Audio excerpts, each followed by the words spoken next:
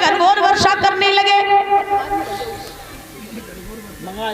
जब घनघोर वर्षा करने लगे तो करने के बाद में इधर सारे वृंदावनवासी घबराने लगे। सारे वृंदावनवासी पहुंचे महाराज भगवान कन्हैया के पास में, नंद के पास में।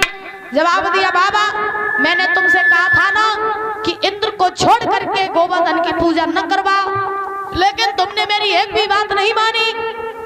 अब तुम ही बताओ कि मैं अब क्या करूं? इंद्र जल की वर्षा कर रहा है, अब मैं कहां जाऊं? उसी समय महाराज ध्यान रखना, भगवान कन्हैया ने जवाब दिया कि हे वृंदावन वासियों, अरे जिनका मैंने पूजन किया है वही हमारी रक्षा भी करेंगे। हम मैया कर लो पंचायत, पीछे वाली मैया कर लो पंचायत, कर लो बातें कर लो। चलो हम चुप बैठे हैं, अब बोले हैं? ठीक सुनो। महाराज श्री सुखदेव जी समझा रहे हैं, राजन परीक्षित, भगवान कन्हैया ने जवाब दिया कि जिनका मैंने पूजन किया वही हमारी रक्षा भी करेंगे। तो उसी समय भगवान कन्हैया ने सारे वृंदावन वासियों को साथ लिया, साथ लेकर के चले। और जैसे ही चले तो चल करके आज दादा भगवान कन्हैया उसी गोवर्धन पर्वत के पास पहुंचे। पर्वत के पास में पहुंच करके आज भगवान कन्हैया ने महाराज गोवर्धन महाराज को प्रणाम किया। और प्रणाम करने के बाद में आज भगवान ने उसी गोवर्धन पर्वत को अपनी सबसे छोटी वाली उंगली पर धारण कर लिया। बोले गोविंद भगवान की। जैसे ही अपनी छोटी वाली उंगली पर पर्वत को धारण किया, सारे वृंदावन वासियों से कहा इस पर्वत के नीचे यहाँ जाओ। तो सारे वृंदावन वासी उसी पर्वत के नीचे पहुंचे। और पहुंच के महाराज आज सभी लोग खड़े हो गए। भगवान कन्हैया ने जब गोवर्धन पर्वत को उठाया तब भगवान का एक नाम पड़ा, गिरधारी भगवान। बोली गिरधारी भगवान की। गिरधारी नाम पड़ा। सारे वृंदावन वासी महाराज आज उस पर्वत के नीचे खड़े हैं। इधर प्रमाण ये मिलता है कि भगवान कन्हैया ने ये गोवर्धन पर्वत उठाया क्यों? सोचने वाली बात है कि भगवान कन्हैया ने गोवर्धन पर्वत क्यों उठाया? ऐसा कौन सा कारण था? क्योंकि भगवान ने जो भी लीलाएं करी हैं वो किसी न किसी कारणवश किए हैं प्रभु ने। और जो भी लीलाएं की उनके पीछे कोई ना कोई रहस्य जरूर है। बताया जाता है कि भगवान ने गोवर्धन पर्वत इसलिए उठाया क्योंकि इस गोवर्धन पर्वत को त्रेता युग में वरदान लगा था। हाँ इसीलिए तो दादाजी को पता है। और किसी को पता है? नहीं बताया तो सुन लो। राम जी ने वरदान दिया था इसी गोवर्धन पर्वत को। कब? जब पुल बन रहा था तब राम जी ने कहा था कि तुम त्रेता युग में मेरी सेवा में नहीं लग पाए, कोई बात नहीं है, लेकिन जब द्वापर आएगा तो द्वापर में मैं तुम्हें उठाऊंगा, तुम्हारी पूजा भी करवाऊंगा और तो और मैं तुम्हें अपने ऊपर धारण करूंगा। और अगर तुम त्रेता युग में पुल में लग जाते तो मैं तुम्हारे ऊपर होता, तुम मेरे नीचे होते। इसीलिए मैं जब द्वापर युग में आऊंगा तब मैं नीचे होऊंगा, तुम ऊपर होगे और मैं आकर के तुम्हारी पूजा भी करवाऊंगा। ये गोवर्धन पर्वत जो थे ये पता है किसके पुत्र थे? पता है? नहीं पता? ये गोवर्धन पर्वत जो थे ये द्रोणांचल पर्वत के पुत्र थे।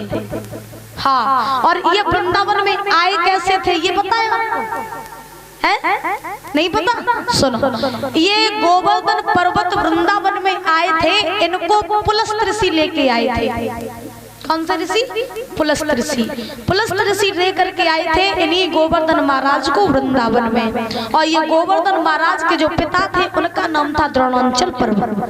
अब ध्यान रखना कि जब इंद्र जल की वर्षा कर रहा है तो भगवान कन्हैया तो गोवर्धन पर्वत को उठाए हुए हैं, लेकिन एक प्रमाण ये मिलता है कि इंद्र जब जल की वर्षा कर रहा था तो वो सारा जल वृंदावन पर नहीं गिर रहा था, वो सारा जल अगस्त मुनि पी रहे थे। इसमें दो चार शंकाएं हैं महाराज, गोवर्धन की लीला में दो चार शंकाएं हैं। एक तो ये कहा जाता है कि जब वर्षा हो रही थी तो भगवान का सुदर्शन चक्र घूम रहा था तो वो पानी सूख रहा था। हाँ, और एक प्रमाण ये मिलता है कि पुलस्त ऋषि पानी को पी रहे थे। लेकिन परीक्षित महाराज के मन में शंका हुई कि महाराज जब बताओ कि पुलस्त ऋषि का रोल यहाँ कहाँ से आ गया, कहां से आ गया? तो कहा जाता है कि प्लस ऋषि जो थे इन्हें भी त्रेता युग से ही वरदान लगा था। त्रेता युग के प्यासे आते थे। मैया सीता जो थी ये नित्य प्रतिदिन संतों को भोजन कराया करती थी, और जब भोजन कराया करती थी तो संतों का काम क्या होता है कि भोजन थोड़ा करना लेकिन भजन ज्यादा करना। तो सीता मैया जब रोज भोजन कराती तो संत आते थोड़ा थोड़ा भोजन करते चले जाते। एक समय की बात, सीता जी ने प्रभु श्री राम से कहा, प्रभु ऐसे महात्मा को ढूंढ के ले आओ जो बहुत भोजन करे, खूब पेट भर मेरे जी भर के। सो राम जी बोले ठीक, चिंता ना करो, ऐसे ही महात्मा ले आइए। तो प्रभु श्री राम नहीं अगस्त मुनि के पास में पहुंचे। अगस्त मुनि के पास में पहुंच करके जवाब दिया, महात्मन तुम्हारा निमंत्रण मेरे घर है, आप आ जाओ ना, और आना, भोजन करना, भोजन इतना करना कि जब तक सीता बनाते बनाते थक ना जाए तब तक तुम खाते रहिए। अगस्त मुनि बोले ठीक है। अगस्त मुनि आए, मैया सीता ने आसन लगाए तो अगस्त मुनि को बैठाए लो। अब जैसे ही बैठाए लो सो महाराज मैया सीता ने भोजन की थाली परोस दी महात्मा के सामने। अगस्त मुनि भोजन करने लगे। अब भोजन करने लगे बड़े भाव से। अगस्त मुनि ने भोजन किया, बोले और ले आओ सीता, और ले आई। अगस्त मुनि बहू खाएगा, बोले और ले आओ सीता, और ले आई। थाली में परोसती रही, अगस्त मुनि खाते रहे। जो बनाया था वो तो खत्म हो गया, दोबारा बनाने लगी। सीता जी कहने लगी, बारे प्रभु महात्मा तो तुम ठीक ठाक ले आए, हाँ, लेकिन हम तो जा रहे थे कि 10-15 रोटी खाए जो तो खाते ही जा रहे। अब वे महात्मा जी खाते जा रहे। उसी समय महाराज सीता जी बराती जा रही, थकने लगी सीता जी, और देवियों को बुलाया, वो भी उन्होंने भी भोजन बनाया, लेकिन महाराज अगस्त मुनि खाते खाते नहीं थक रहे। यहाँ तक कि पूरा भंडार खत्म हो गया भोजन का, लेकिन अगस्त मुनि नहीं थके। लगातार अगस्त मुनि ने 17 दिन तक भोजन किया, 17 दिन तक। और जब 17 दिन भोजन किया, सीता जी राम जी के पास में पहुंची, बोली प्रभु अब मेरे बस से बाहर है, मेरे बस से बाहर है, अब हमें और भोजन नहीं करा पाए। महात्मा आओ तो आओ, लेकिन तो सब खाएंगे कम हुए, अब हमारी और बस की बात नहीं, इसको रोक लो। उसी समय 18वां दिन जब हुआ, 18वां दिन, तब राम जी ने तुलसी का पत्ता लिया, अगस्त मुनि को दिया, बोले प्रभु अब रुक जाओ, अब ना खाओ क्योंकि क्षमता खत्म हो गई। 18वें दिन अगस्त मुनि ने तुलसी का पत्ता खाया, भूख मिटाई। तब राम जी से कहा प्रभु पानी पिलाओ, जल पिलाओ। राम जी ने जल पिलाया। पंडाल हल्का हो रही है, क्या बात है? अच्छा आवाज चल रही है तो ठीक। तो अब ध्यान रखना महाराज, अगस्त मुनि ने 18वें दिन भोजन करना बंद किया। बोले प्रभु जल पिलाओ। राम जी ने जल पिलाया, लेकिन जल भी महाराज इतना पिलाया कि वो सारा जल खत्म हो गया, लेकिन अगस्त मुनि की प्यास नहीं बुझी। लेकिन जब अगस्त मुनि की प्यास नहीं बुझी, तब अगस्त मुनि ने कहा प्रभु अब जल तो आप सब पी गए, अब आपकी प्यास नहीं बुझी तो हम क्या करें? बोले राम जी ने तब वरदान दिया कि चिंता न करो, मेरे पास में एक उपाय है। बोले कौन सा? राम जी बोले जब मैं द्वापर में जाऊंगा कृष्ण का रूप धारण करके, तब जब इंद्र जल की वर्षा करेगा तो वो सारा जल आप पी जाना और पी करके अपनी प्यास बुझा लेना। तो जब इंद्र जल की वर्षा कर रहा था तो उसी समय भगवान ने आवाज लगाई, प्रभु आ जाओ और आ करके सारा जल पी जाओ। तो एक प्रमाण ये मिलता है कि अगस्त मुनि ने वो सारा जल पिया, इसलिए महाराज वृंदावन पर एक भी बूंद नहीं गिरी। उसी समय आज महाराज सारे ग्वाल वाल मैया यशोदा ने देखा कि मेरो कन्हैया 3-4 दिन से बिना भूखो प्यासो बेचारो पर्वत को साधे। तो मैया यशोदा बोली अगर नेको ने सारो दे दियो तो मेरे पर्वत सद जाए। देखो तो मेरो लाला बारो सो कैसे पर्वत साधे। तो दामा आओ, दामा बोलो तू अब आराम कर ले, पर्वत हम साध लिए। कन्हैया से बोला दामा कि तू अब आराम कर ले, पर्वत को हम साध लिए। सो भगवान बोले तू साध लिया भैया। दामा कहने लगो कि हमें कौन सी कमी है, जो माखन तू खात सो हम खात, जो तो में ताकत सो हमें ताकत, तू आराम कर ले, पर्वत हम साध लिए। सो भगवान ने क्या किया कि अच्छा ठीक है तुम पर्वत साध ले, हमने कहा आराम कर ले। तो दादा सारे ग्वाल वालों ने जैसे ही अपनी अपनी लाठी लगाई और जो लाठी लगाई और जो भगवान ने अपनी उंगली नेक नीचे करी सोई पर्वत डगमगाने लगो। और जैसे ही पर्वत डगमगाया तब तक दामा कहने लगा कन्हैया कि पर्वत बिगा बिगा बिगा बिगा, अरे ओ ये दैया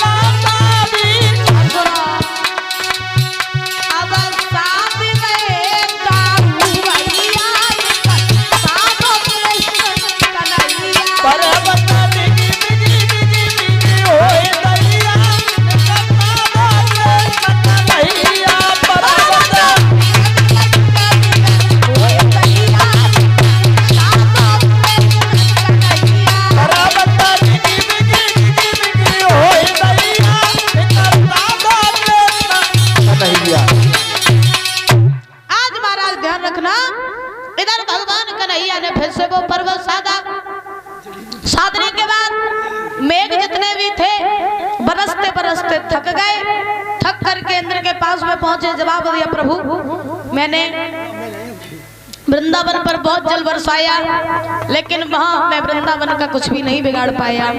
अब मेरे बस से बाहर है, मैं अब और वर्षा नहीं कर सकता। तो महाराज इंद्र ने जवाब दिया कोई बात नहीं, अगर तुम वर्षा नहीं कर सकते तो फिर हम जा रहे हैं। इंद्र चला वही पहुंचा जब भगवान पर्वत को साधे हुए थे। इंद्र भगवान को समझ नहीं पाया, पहचान नहीं पाया, तो भगवान कन्हैया में और इंद्र में युद्ध होने लगा। दादा जब युद्ध हुआ तो इंद्र जो था वो भगवान से हार गया, और जब भगवान ने अपना चतुर्भुजी रूप इंद्र को दिखाया, इंद्र समझ गया कि नारायण है, मैं इनसे युद्ध करके बहुत ही बड़ी गलती कर रहा हूँ। तो इंद्र चरणों में गिर पड़ा, क्षमा मांगी, बोले प्रभु हमें क्षमा कर दीजिए, मुझसे पहचानने में गलती हो गई, क्षमा कर दीजिए। भगवान ने इंद्र को क्षमा किया। इंद्र पुनः चले गए वापस। भगवान कन्हैया ने पर्वत वहीं रखा, सारे ग्वाल वालों को साथ लिया, साथ लेकर के चले और चल करके वृंदावन में आए। जब महाराज भगवान कन्हैया वृंदावन में आए तो मैया यशोदा ने भगवान कन्हैया के खाने के लिए 56 भोग बनाए। अच्छा दादा आपको पता है कि भगवान को 56 भोग लगाए जाते हैं? ये बात तो आपको पता ही होगी कि भगवान को 56 भोग लगाए जाते हैं, लेकिन ये बात पता नहीं होगी कि 56 भोग क्यों लगाए जाते हैं। पता है? नहीं पता? तो फिर सुनो, भगवान को 56 भोग इसलिए लगाए जाते हैं क्योंकि ये प्रथा तभी से चली थी जब भगवान कन्हैया पर्वत रख करके और वृंदावन में आए थे,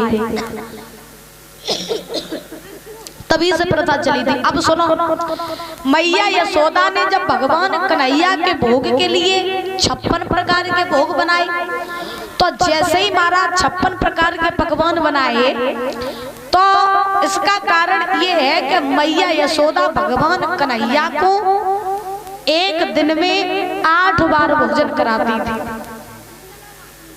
मैया यशोदा भगवान कन्हैया को एक दिन में 8 बार भोजन कराती थी, और भगवान कन्हैया पर्वत साधे रहे थे 7 दिन तक, और वो भी बिना खाए पिए। तो जब भगवान 7 दिन बाद लौट के जब आए तो मैया यशोदा ने देखो कि मेरो लाला बिना खाए पिए 7 दिन तक पर्वत साधे रहो, तो लाओ 7 दिन को भोजन इकट्ठो ये कई बार में कराए दे। तो एक दिन में भोजन कराती थी 8 बार और पर्वत साधे रहे थे 7 दिन तक, तो 8 सत्ते 56। इसीलिए मैया यशोदा ने भगवान के खाने के लिए 56 प्रकार के भोग बनाए। भगवान की आज ऐसे भगवान ने लीला की है। धीरे धीरे समय व्यतीत हुआ, भगवान वृंदावन में है, नाना प्रकार की लीलाएं कर रहे हैं। एक समय की बात, महाराज गोपियां जितनी थी वृंदावन की, वो सभी यमुना स्नान करने के लिए जाया करती थी। भगवान कन्हैया ने देखा कि ये स्नान करने तो जाती है लेकिन यमुना में नग्न होकर के स्नान करती, ये बात गलत है। एक समय की बात, गोपियां गई महाराज यमुना स्नान करने के लिए, ब्रह्म मुहूर्त में उठ गई, भगवान गए, गोपियों ने वस्त्र उतारे, यमुना के तट पर रखे, यमुना में घुस गई, स्नान करके बाहर आई। भगवान कन्हैया पहुंचे यमुना किनारे, क्या देखा कि गोपियों के वस्त्र तट पर रखे। सो भगवान ने वही वस्त्र उठा लिए, उठा करके कदम के वृक्ष पर टांग दिए, भगवान बंसी बजाने लगे। स्नान करने के बाद में जब गोपियां जल से बाहर आई निकल के, क्या देखा कि वस्त्र ही नहीं है। एक बोली बहना वस्त्र उतार के तो यहीं रखे थे, फिर कहाँ चले गए। दूसरी बोली जे काऊ के काम नहीं चली या हो गई है। तो महाराज अब गोपियां लज्जा की वजह से सब जल में घुस गई। ठंड को महाराज महीना रहे तो जल रहे उनके गर्दन तक। एक गोपी बोली एक कन्हैया वस्त्र दे दो। भगवान बोले कौन से? बोले जब टांगे बैठे सो। भगवान बोले जे वस्त्र थोड़ी ना है। बोले तो भगवान बोले जे मेरे कदम पे तरह तरह के फूल आए। हाँ, अब गोपियां बोली ऐसे कौन से फूल हैं जो तरह तरह के आते हैं? वस्त्र वापस कर दो। भगवान बोले पहले नग्न अवस्था में मेरे सामने खड़ी हो जाओ, मैं वस्त्र तुम्हें वापस कर दूंगा। अब गोपियां महाराज जो थी वो भगवान कन्हैया को अपना पति मानती थी और ये भी जानती थी कि ये तो निर्गुण ब्रह्म है। तो भगवान के सामने वस्त्र पहनो फिर भी नगिन और न पहनो फिर भी नगिन है। तो आप गोपियां भगवान कन्हैया के सामने खड़ी हो गई। भगवान ने वस्त्र दिए, गोपियों ने वस्त्र पहने। अब गोपियां बोली जब चुराए महाराज तुम्हें दे नहीं आते वापस, फिर तो तुमने उठाए ही काहे? भगवान बोले तुम्हें ज्ञान कराने के लिए। बोले कैसा ज्ञान? ये माताएं मेरी बात याद रखना कि स्त्रियों को कभी भी जल में नग्न होकर के स्नान नहीं करना चाहिए, ठीक है? ये बात मेरी माताएं विशेष ध्यान से सुन लें कि स्त्रियों को कभी भी जल में नग्न होकर के स्नान नहीं करना चाहिए। क्यों? क्योंकि जल में वरुण देवता का वास होता है, ठीक है? जल में वरुण देवता का वास होता है और जब स्त्री नग्न होकर के जल में स्नान करती है तो वरुण देवता का अपमान हो जाता है और जब अपमान होता है तो वो क्रोध में आकर के कुछ भी कर सकते हैं। इसलिए जल में कभी भी नग्न होकर के स्नान न करो। भगवान कन्हैया ने आज वस्त्र वापस दिए, गोपियों को ज्ञान कराया।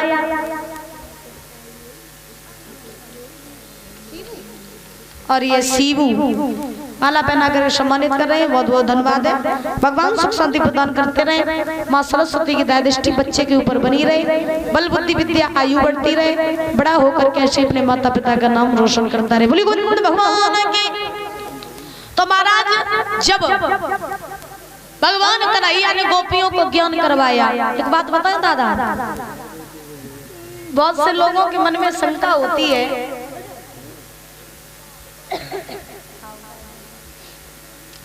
बहुत से लोगों के मन में शंका होती है। कौन सी? बहुत से लोग ये कहते हैं, मैंने अपने मुख से सुना कि लोग कहते हैं कि तो का कन्हैया इतना बड़ो छलिया तो जो गोपियन के वस्त्र उठाए उठा के कदम के वृक्ष पे टांगत। तो हाँ, हमने सुना है अपने कानों से कि लोग कहते हैं कन्हैया क्या इतना बड़ा छलिया था जो गोपियों के वस्त्र चुरा चुरा करके वृक्ष पर टांगता था। ऐसा नहीं था।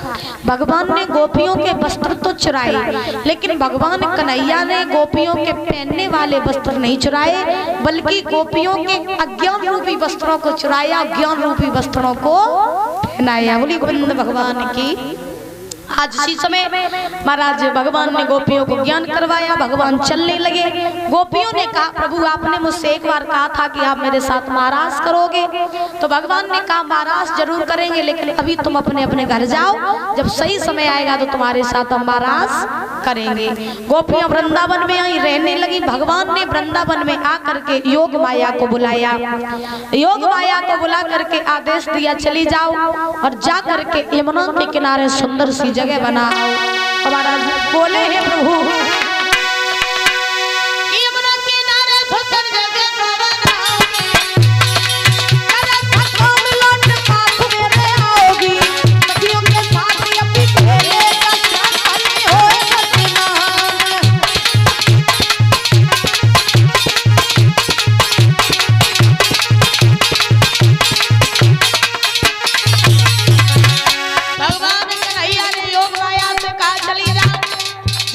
यमुना के किनारे सुंदर सी जगह। योग माया चली यमुना किनारे पहुंची, सुंदर सी जगह बनाने लगी। महाराज मन ही मन में सोचने